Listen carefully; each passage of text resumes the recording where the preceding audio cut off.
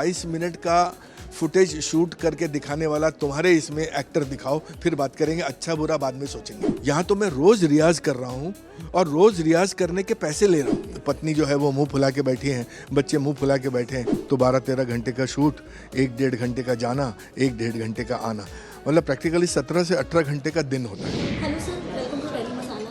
Thank you. Congratulation sir Lakshmi Niwas के लिए। तो सबसे पहला क्वेश्चन तो मेरा यही है सर, जब से आया है शो बाहर, प्रोमोज आए हैं, सब आए, शुरू से ही कंपैरिजन चालू हो गया है कि मतलब हिंदी में आया, कन्नड़ में आया, बट जब आपके पास ये शो आया तो पहला रिएक्शन क्या है? मैं बहुत खुश हुआ क्योंकि ये शो का नाम मैं पहले भी सुन चुका था और मराठी में ये शो चल रहा है, तो काफ़ी जो श्रीनिवास का रोल कर रहे हैं वो मेरे मित्र ही हैं, पर रेगुलर नहीं देखा। हाँ, पर देखा था, इस शो के बारे में मुझे पता था। जब ये शो मेरे पास आया तो मुझे बहुत खुशी हुई कि इस एज ग्रुप में आज 2026 में अगर ऐसा कैरेक्टर आपको किसी भी एक्टर को मिले तो उसे बिल्कुल नहीं छोड़ना चाहिए, और मैंने बिल्कुल नहीं छोड़ा। एक नयापन भी देखने मिला है, जैसे कि आपने जिक्र किया, ये उम्र में लीड कैरेक्टर हाँ, काफ़ी ज़्यादा। और स्पेशली टेलीविज़न में कहाँ नसीब होता है एक मेल एक्टर को इस लेवल पे लीड मिलना, और उसके साथ इतने नुआंसेस, इतने इमोशनल ट्रैक्स और इतने फ्रस्ट्रेशन, इतना दुख, इतनी खुशी, इतना प्यार, क्या नहीं है इस रोल में। मतलब मैं अपने आप को भाग्यशाली मानता हूँ कि ये रोल मेरे हिस्से में आया। सर इसमें कहीं कहीं पारिवारिक जो होती ही है, मतलब एक मिडिल क्लास फैमिली को कितने चैलेंजेस फेस करने पड़ते हैं, कहीं ना कहीं वो सारी चीज़ दिखाई जाएगी। बट आपका इतनी जिंदगी का जो एक्सपीरियंस रहा है, आपने देखा भी होगा, सुना भी होगा जी। परिवार के लिए अब पहले जैसा नहीं होते लोग, जैसे हमारे दादा परदादा रहे हैं, हाँ। परिवार के एग्जाम देने के हाथ, उसमें क्या कहना है? नहीं, एक बात तो, एक तो हमारा जो संयुक्त परिवार था उसमें बच्चे कब पल जाते थे माँ बाप को ही नहीं पता चलता था। आज न्यूक्लियर फैमिली का युग है। दिक्कत ये नहीं है कि मन नहीं है, दिक्कत ये है कि समय नहीं है, क्योंकि वर्किंग आवर्स इतने इरेटिक हो गए हैं। सुबह से लेके कहीं जाओ, 2 घंटे तक ट्रैवल करके पहुंचो, फिर 10-12 घंटे वहाँ काम करो, फिर लौटने में 2 घंटे, 14-15 घंटे आप इतने बिजी हो जाते हैं। पहले बोला जाता था कि बैंक की सर्विस बहुत बढ़िया भैया, सुबह 9 बजे कलम उठाओ, 5 बजे रख दो, 6 बजे घर। अब बैंकों में भी ऐसा नहीं है, किसी भी जॉब में ऐसा नहीं है कि 9 से 5 मतलब 5:03 पे आप पेन रख देंगे। ऐसा वाला सिस्टम ही ख़त्म हो गया है। इतनी सारी कंपटीशन है, वो कंपटीशन है, वो चैलेंजेस हैं, उसके बावजूद आप अपने परिवार से प्यार करते हैं। हर कोई करता है, एक्चुअली करता है। हम जितना नेगेटिवली उसको देख रहे हैं, सिचुएशन उतनी नेगेटिव नहीं है। हाँ, मैं हो सकता है मैं पिताजी के पास, अपने माँ के पास जैसे पहले बच्चे बैठा करते थे, मैं अब शायद नहीं बैठता हूँ, पर मेरे प्यार में कोई कमी नहीं है, बस समय की थोड़ी कमी है, क्योंकि व्यवहारिकता है उस बात को, और उस व्यवहारिकता को जो माँ बाप हैं, ओल्डर जनरेशन है, वो भी बहुत बखूबी समझते हैं कि मेरा बच्चा सुबह 7 बजे निकलता है, रात को 10 बजे आता है, तो मेरे लिए कितना समय दे पाएगा। लेकिन जब जब भी समय होता है उनको समय देना, ये हमारी जिम्मेदारी है, और उसको आप शिद्दत से निभाएं, ऐसा मुझे लगता है। सर एक ग्लैमर वर्ल्ड होता है जिसमें जो एक्टर्स को लोग कैमरे पे देखते हैं, टीवी पे देखते हैं, लेकिन कहीं ना कहीं एक्टर की लाइफ होती है ना, वो भी चैलेंजेस से भरी होती है। लेकिन आप एक बन जाएंगे 12 घंटे 15 घंटे की शिफ्ट कर दिया, घर वालों को उतना टाइम नहीं दे पाते जी सेट देना जी। चीज़ों में। हाँ, मैं ये बात सच है कि हम अगर थोड़ा दूर से, फॉर एग्जांपल अगर नायगांव में शूट कर रहे हैं तो 12-13 घंटे का शूट, 1-1.5 घंटे का जाना, 1-1.5 घंटे का आना, मतलब प्रैक्टिकली 17 से 18 घंटे का दिन होता है, और उसके बाद समय निकाल पाना बहुत बहुत मुश्किल है। पर टेलीविज़न है, बीच में ब्रेक मिलता है, जो जब भी ब्रेक मिलता है हम अपने परिवार को पूरा समय देते हैं, कोई दिक्कत वाली बात नहीं है। तो ये मैनेज हो रहा है, और वो सामने वाला भी इस बात को अप्रिशिएट करता है, रिस्पेक्ट करता है, समझता है कि ये प्रैक्टिकल प्रॉब्लम है आज के युग के, तो वो भी उसको उतनी ही सहजता से लेते हैं जितना लेना चाहिए। ऐसा नहीं कि कोई पत्नी जो है वो मुंह फुला के बैठी हैं, बच्चे मुंह फुला के बैठे हैं। कई बार तो ऐसा होता है कि मैं जब जाता हूँ तब बच्चे वो सोए हुए रहते थे, जब मैं घुसता था तब बच्चे सो जाए रहते थे। ये भी समय देखा है, पर अब वो भी बड़े हो गए हैं, उनकी अपनी दुनिया हो गई है। पत्नी भी समझदार है मेरी, जो इस बात को समझती हैं, ये प्रैक्टिकल चैलेंजेस को समझती हैं, और मुस्कुरा के उसका स्वागत करती हैं। सर अब जैसे कि हम लोग एज की बात करते थे, जो स्क्रीन पे दिख रहा है इतना रोमांस, कहते हैं ना जो सीन है मतलब आज के डेट में अगर हमारे सामने भी मतलब पहले तो होता था माँ बाप बच्चों को नहीं देख पाते थे या बच्चे माँ बाप को मतलब थोड़ा भी अगर बगल में खड़े हैं कंधा भी टच हो जाए तो हो जाता था। अब जब आप ऐसे सीन्स जब स्क्रीन पे दिखा रहे हैं मतलब थोड़ा भी हो तो आपके मन में क्या चलता है घर से किस टाइप का रिएक्शन? नहीं, घर से कोई रिएक्शन नहीं आता। अब रिएक्शन आने बंद हो गए हैं। पहले कभी आया था ऐसे सर? हाँ, इनिशियली आया था बहुत। जब मेरी जब शादी हुई थी तो वो मतलब अरेंज मैरिज थी मेरी, और मैं उस समय जी का एक शो करता था, वो डाकघर आता था, तो उसका नया वर्जन आया था, सुनिए जी सुनाइए जी। तो मुझे लड़की के परिवार वालों को मेरा सुनिए जी सुनाइए जी का कार्यक्रम देख के मेरा चयन हुआ था। और जब मैं मिला, सब कुछ बातें उसको अपनी तरफ से पत्नी को सारी बातें मैंने बताई थी। वो सुनने में तो 40 मिनट का लेक्चर था वो, लेकिन जब शादी हो गई, मैं आया और मैं सुबह जाऊं और रात को आऊं, तो उसकी ये बात समझ ही नहीं आती थी उसको कि कहाँ जाते हो तुम, वो तो 20 मिनट का कार्यक्रम है।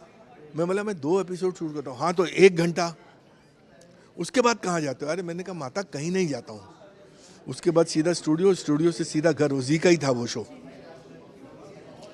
अब मैं परेशान था बहुत, तो फिर मैंने दोस्त को ये कहानी बताई कि भाई ऐसा ऐसा मेरी ज़िंदगी में प्रॉब्लम आ रही है, मैं क्या करूं। उसको सब कुछ समझाने के बावजूद वो समझ नहीं रही है। तो बोलता एक काम कर, तू भाभी को ना, मैं एक डॉक्यूमेंट्री बना रहा हूँ, तू उधर लेके आ भाभी को। मैंने कहा अच्छा चलो। तो मैं ले गया उसको, वो हमारा फैमिली फ्रेंड है, तो उसको बिठाया गया मॉनिटर के सामने। जो आदमी, उसने फील्डिंग लगा दी थी, वो हर जो कोई आता था उनके सामने, भले भाभी जी आप आ गए, अरे वाह वाह वाह, बैठिए बैठिए बैठिए, ये 5 मिनट का डॉक्यूमेंट्री है, बस अभी हो जाएगा फटाफट। 1 shot, 2 shot, 20 shot, 5 shot, 10 shot, जो आए उसको मेरी बीवी को ये बोले ये 5 मिनट का डॉक्यूमेंट्री है, हो जाएगा 5 मिनट का डॉक्यूमेंट्री। वो उससे पागल हो गई, वो बैठी बैठी बैठी बैठी 5 मिनट की डॉक्यूमेंट्री। तो मेरे को आके बोलती है सुनिए मुझे रिक्शा करवा दीजिए, मैं घर जा रही हूँ, मैं आज के बाद आपसे कभी नहीं पूछूंगी कि इतना समय कहाँ लगता है आपको। उसने अंत किया। आज 14 घंटे भी मैं आराम से काम कर पाता हूँ। सर टीआरपी आप इतने सालों से आप कर रहे हैं इंडस्ट्री में काम, टीआरपी पहले नहीं देखी जाती थी या बोली जाती है, लेकिन आज के दौर में टीआरपी बहुत ज़्यादा मैटर करती है जी। एक्ट्रेस के लिए भी। आपका उसमें पॉइंट? अरे ये चैनल वॉर है भाई, हर किसी को, क्योंकि एक मीडियम होता है आपके, सारी टेलीविज़न इंडस्ट्री की इकोनॉमी ही आपकी टीआरपी रेटिंग पर टिकी हुई है। उनकी एडवर्टाइजिंग, उनका सब कुछ, उनका कमर्शियल डिपार्टमेंट, ये वो सारा, अगर ज़रा सिस्टम ही उसके बेस पे चलता है तो उसको तो इम्पोर्टेंस देनी ही होगी आपको, और उसको मानना भी होगा। तो ये एक भेड़ चाल है और cut to cut throat competition है जिसको हम सब फेस कर रहे हैं, और अच्छी बात है, कोई दिक्कत नहीं है। सर इस उम्र में आपके लिए सबसे ज़्यादा चैलेंजिंग क्या लग रहा है ऐसा डेली शो करना? कोई चैलेंज नहीं है, कोई दिक्कत ही नहीं है। मैं 15-20 मेंटली, मैं 15 घंटे, 14 घंटे, 17 घंटे काम करने के लिए मैं मेंटली सुबह से तैयार होकर घर से आता हूँ। जब आप मेंटली तैयार होते हैं तो फिर कोई दिक्कत नहीं है। अरे यार 12 घंटे, अरे यार रोज़। एक एक्टर को ये समझना चाहिए कि एक एक्टर को ये समझना होगा कि फ्रस्ट्रेट होकर सोने से अच्छा है थक के सो जाओ। सर डेली शो करने का एक फ़ायदा और एक नुकसान बिना एक्टर आपको क्या लगता है? फ़ायदा सबसे बड़ा ये है कि अब मैं डेली शो को, जब मैं बड़े काम भी करता हूँ, मैं उसको एज अ वर्कशॉप ही लेता हूँ, उसको रियाज के तौर पे लेता हूँ।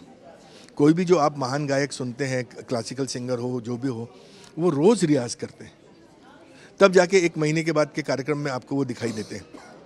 यहाँ तो मैं रोज़ रियाज कर रहा हूँ और रोज़ रियाज करने के पैसे ले रहा हूँ। इससे बड़ी बात और क्या हो सकती है। सबसे जो दूसरा क्वेश्चन था आपका पार्ट, कि एक नेगेटिव एस्पेक्ट क्या है इसका। नेगेटिव एस्पेक्ट ये है कि टेलीविज़न के एक्टर को बाकी के मीडियम के लोग उतनी गिनती में नहीं गिनते हैं। अरे टेलीविज़न का एक्टर है, मेरा उनसे ये कहना है कि दिन के 22 मिनट का फुटेज शूट करके दिखाने वाला तुम्हारे इसमें एक्टर दिखाओ, फिर बात करेंगे, अच्छा बुरा बाद में सोचेंगे। इतना करके तो दिखा दो। जिन विपरीत परिस्थितियों में हम काम करते हैं उसमें जितना प्रोडक्टिव हम होते हैं उतना प्रोडक्टिव होके आप दिखा दो, फिर हम बात करेंगे। सर कभी आपने फेस किया ऐसी? नहीं, मुझे तो उल्टा रिस्पेक्ट ही मिली है। रादर बड़े एक्टरों से ये सुनने को मिला है, अरे आपको लाइनें याद हो गई, वाह क्या बात है।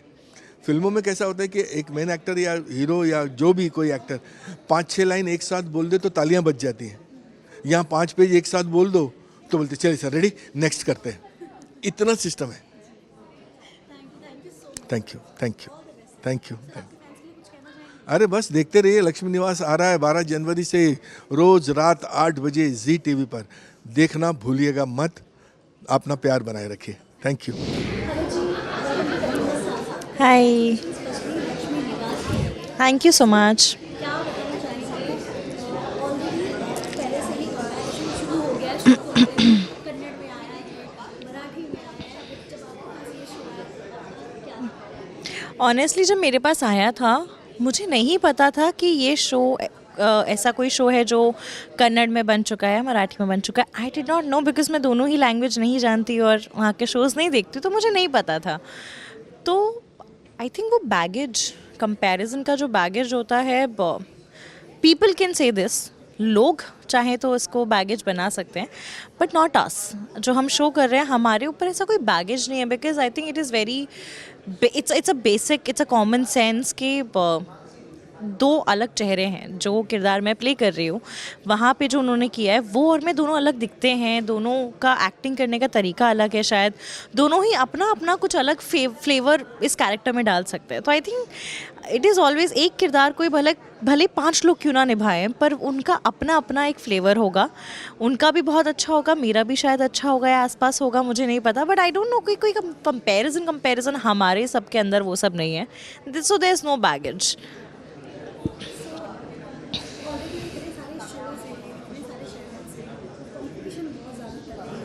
जी, अगर हम टीआरपी का प्रेशर लेने लग गए ना जिस दिन, मुझे लगता है उस दिन हम फिर काम अच्छे से नहीं कर सकते।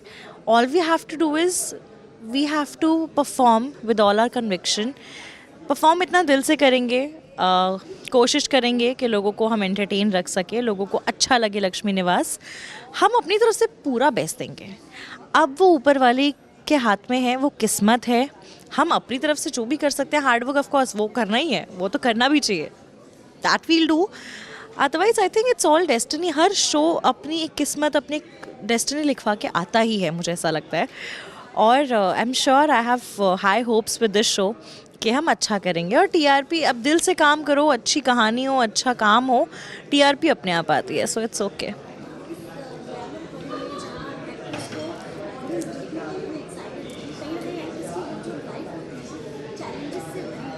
जी,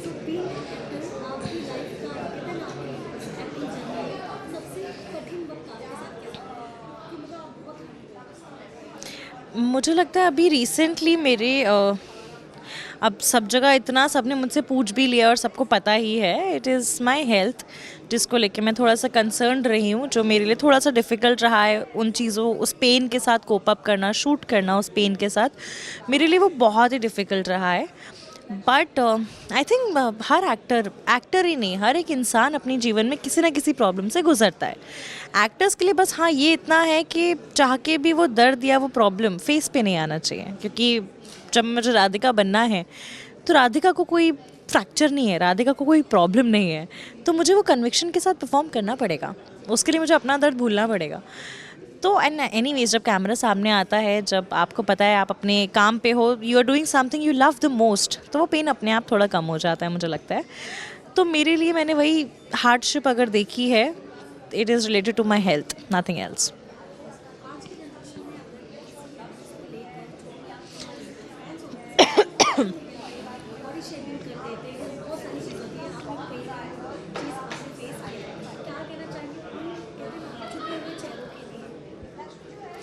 मैं ये कहना चाहूँगी कि बोलते रहो यार जो बोलना है, इट्स ओके। क्योंकि अब क्या कहूँ, मुझे लगता है it's not them who is facing that issue, it's not them जिन्हें पेन हो रहा है, इट इज़ नॉट देम जो दवाइयाँ ले रहे हैं, जो हैवी एंटीबायोटिक्स पे हैं, पेन किलर्स पे हैं, जिन्हें इतना रोज़मर्रा की ज़िंदगी में पेन हो रहा है, वो नहीं है, वो मैं हूँ। If I am having this problem, I am facing the torture, it is me eventually. तो इट्स ओके। आई थिंक दुनिया का दस्तूर है बोलना, आप किसी को बोलने से रोक नहीं सकते, तो जिसे जो बोलना है वो बिल्कुल बोले, कोई प्रॉब्लम नहीं है। बट मुझे उस चीज़ का फ़र्क नहीं पड़ना चाहिए। मुझे ऐसा लगता है I am doing my job, they doing their job. उनका काम है शायद बोलना या कुछ भी लिख देना कमेंट सेक्शन में, it's okay, they are doing their job.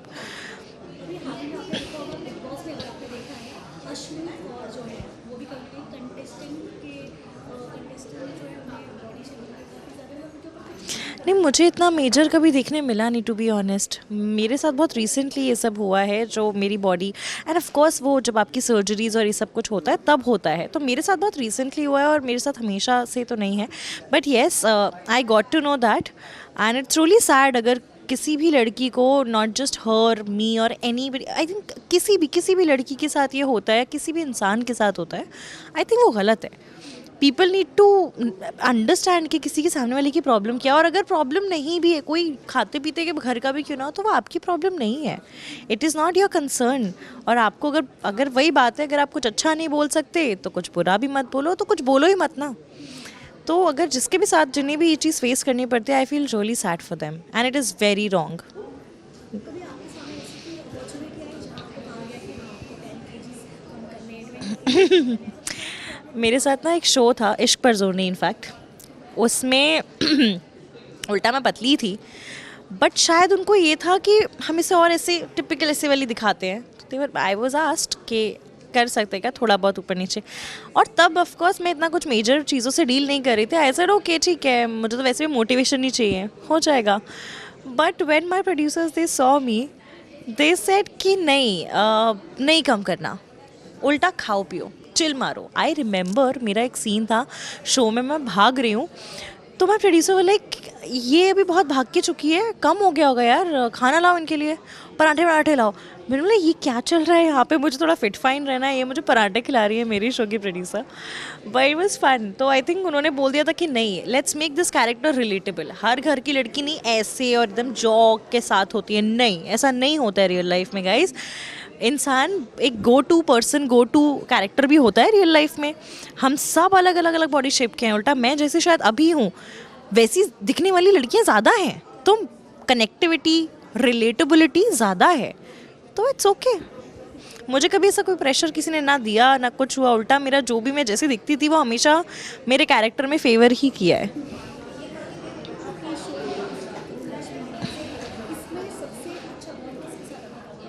All of them, I would say all of them, क्योंकि हमारी एक तो गर्ल गैंग है जहाँ पे मैं, मानसी जी और मेरी बाकी सारी को एक्ट्रेसेस हैं।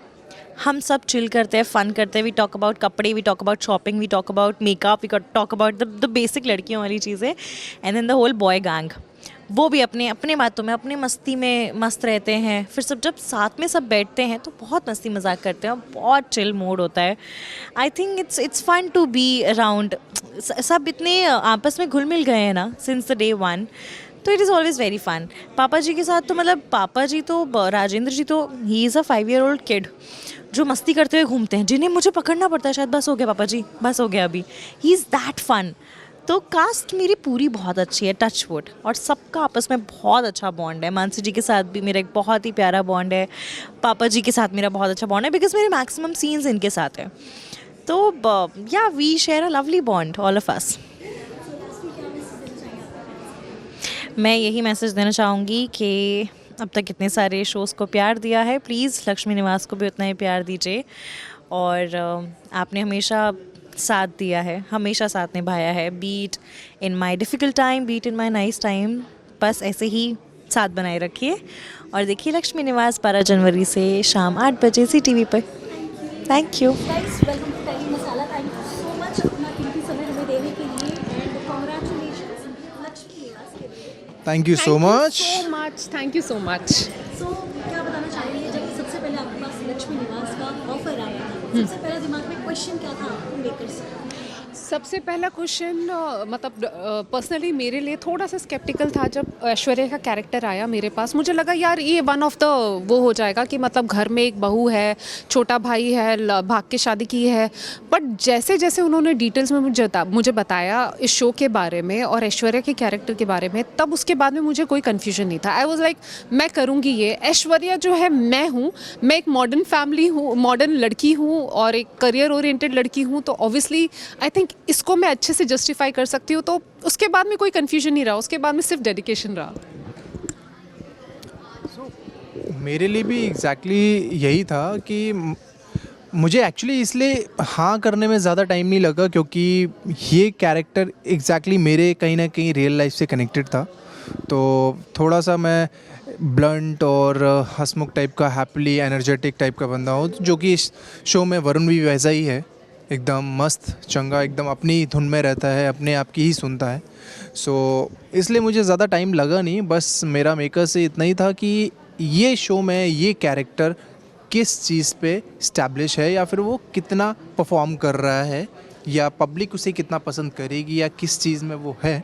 तो वो चीज़ को लेकर था, वो चीज़ें क्लियर हुई और I love that character, so I said yes. So कोई भी टीवी शो हो या कोई मूवी हो, अगर स्टारकास्ट बड़ी होती है तो एक्टर के दिमाग में ना क्वेश्चन मार्क ज़रूर होता है, क्या मुझे वो स्क्रीन टाइम मिलेगा जो मेरे करियर के लिए मुझे चाहिए। तो इस चीज़ का सो फर्स्ट ऑफ ऑल तो ये शो में बाकी कोई शोज़ होते तो शायद मैं ये बात छेड़ता। सो ये शो में एग्जैक्टली स्क्रीन टाइम को लेकर तो कोई बात ही नहीं है क्योंकि एग्जैक्टली इस शो में सारे कैरेक्टर्स, सारे जितने भी कैरेक्टर्स हैं फैमिलीज़ वाले, इस शो में आई थिंक 3 या 4 फैमिली हैं। तो सारे चारों फैमिलीज में I think around 40 to 45 characters हैं। तो सबका प्रेजेंस इज अ डिफरेंट। तो सबके कैरेक्टर्स ये ऐसे हैं कि अगर आप उनको दिखाओगे नहीं तो मज़ा नहीं आएगा। तो सबका एक अलग अपना एक प्रेजेंस है। तो टाइमिंग वाली किसी भी एक्टर्स को लेकर आई थिंक कोई डाउट नहीं होगा मेरे ख्याल से। बिल्कुल। और मुझे ऐसा लगता है कि ये शो में सारे कैरेक्टर्स की अपनी एक यूनिकनेस है, सब बहुत अलग अलग हैं। आप कोई भी 2 कैरेक्टर को उठा के ये नहीं बोल सकते कि अरे ये तो एक जैसे हैं, बिल्कुल नहीं, बहुत अलग है। और ये शो एक कोई हीरो हीरोइन वाला शो नहीं है, ये शो एक पारिवारिक शो है जिसमें परिवार में जितने भी लोग हैं सबके अपने मुद्दे हैं, सबके अपने ही कुछ ना कुछ द्वंद्व चलते रहते हैं, but end of the day part of the परिवार है। और यही सोच के हमने शो भी किया।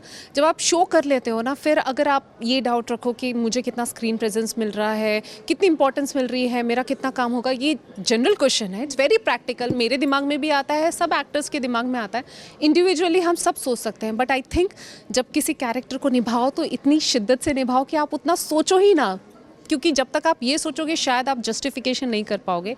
इट्स वेरी इंपॉर्टेंट, अगर आपने साइन किया है तो आप पूरी तरह से उसमें घुस जाओ। So that's what I feel about it. हमारी जो एंटरटेनमेंट इंडस्ट्री है वो कंपटीशन के उस पे ही चल रही है जी। ट्रैक पे हम कह सकते हैं, चाहे वो मूवी हो चाहे वो टीवी शोज हो, कुछ भी। मूवी जो है कहीं फ्लॉप्स हो जा रही है, टीवी शोज जो है वो 2 महीने 3 महीने में बंद हो जा रहे हैं। टीआरपी कहीं ना कहीं बहुत ज़्यादा इसमें खेल रही है। So, आप लोगों के दिमाग में कुछ ऐसा टीआरपी को लेकर टीआरपी नहीं आए तो क्या होगा? आप बिल्कुल सही कह रहे हो। ये हमारी टीवी इंडस्ट्री के साथ बहुत टाइम से हो रहा है कि कोई भी शो नहीं चल पा रहा है। और जब हम बहुत ज़्यादा मेहनत करते हैं ना किसी शो में और फिर वो शो 2 महीने 3 महीने में बंद हो जाता है तो दिल टूट जाते हैं, लिटरली दिल टूट जाते हैं। क्योंकि एक शो को पाना और उसके पीछे की जो मेहनत है वो बहुत लंबी होती है। शायद आप टीवी पे कम देखते हो, लेकिन एक सीन को शूट करने में पूरा पूरा दिन चला जाता है, बहुत हार्डवर्क डेडिकेशन चाहिए होता है। तो ऐसे में बंद हो जाना ऑफकोर्स ख़राब लगता है।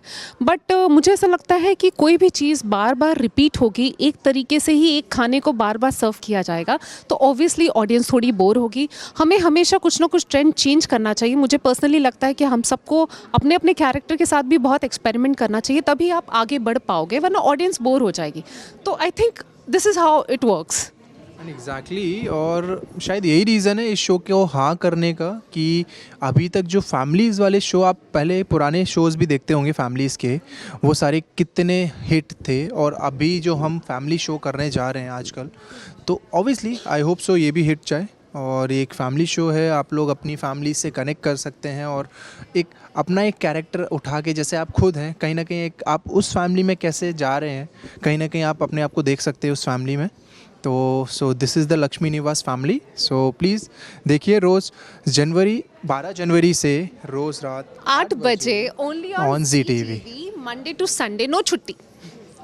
किस तरह का बॉन्ड आप लोगों का बन गया है सेट पर? क्योंकि ज़्यादातर देखा जाता है सीन खत्म होने के बाद आर्टिस्ट जो है सीधा अपने मेकअप रूम में जाता है, तो आपके सेट पे क्या हाल है? जाते हैं, ऐसा नहीं है, जाते हैं, बट अभी जब से हम लोग बैठ के गप्पे मारते हैं एग्जैक्टली जैसे हम shot लोग खत्म जब होता है, हम लोग जो सारे शूट पे बैठ रहते हैं जाते एग्जैक्टली सारे को एक्टर्स कोई भी रूम में नहीं जाता है, क्योंकि हम जब भी शूट कर रहे होते हैं सारे एक्टर्स सब साथ में ही बैठे होते हैं, क्योंकि ये शो में पहले से ही बोल के रखा था कि सारे एक्टर्स Bonding बहुत साथ में ही रहेंगे, सारी चीज़ें जो भी हैं। तो हम लोग शायद रूम में तभी जाते हैं जब हमें कुछ चेंज या मेकअप करना होता है, बाकी टाइम पे हम लोग सेट पे ही रहते हैं। बाकी टाइम पे आपको ज़रूरी नहीं है कि आपको रूम में जाके ढूंढना पड़े किसी को, ऐसा लगेगा जैसे सारे लोग एक ही जगह मिल जाएंगे, सारे लोग चाय और गप्पे मार रहे होते हैं, सो बहुत मज़ा आता है। Thank you so much and all the best. Thank you so much.